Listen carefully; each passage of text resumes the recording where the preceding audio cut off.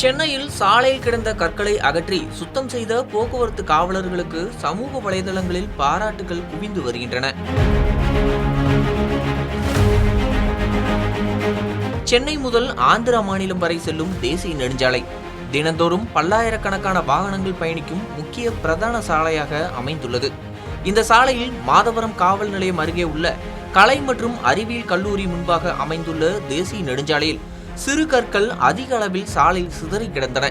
இதனால் வாகன ஓட்டிகள் சிரமம் அடைந்ததுடன் விபத்துகள் ஏற்படும் அபாயமும் உருவாகியிருந்தது. இதனை கவனித்த இரவு பணியில் இருந்த சென்னை மாதவரம் போக்குவரத்து காவல் உதவி ஆய்வாளர் ஐயனார் மற்றும் போக்குவரத்து காவலர்கள் ராஜ்குமார், வீரபத்ரன் உள்ளிட்டோர் தானாக முன்வந்து சாலையில் கிடந்த கற்களை கையில் துடைப்பம் கொண்டு அகற்றி சுத்தம் செய்தனர். போக்குவரத்து காவலர்கள் கையில் துடைப்பம் வைத்து சாலையை சுத்தம் செய்யும் வீடியோ காட்சிகள் தற்போது சமூக வலைதளங்களில் வைரலாகி வருகிறது. இவர்களின் செயலுக்கு நெட்டிசன்கள் மற்றும் சமூக வலைதள பயனாளர்கள் பலரும் பாராட்டுகள் தெரிவித்து வருகின்றனர்.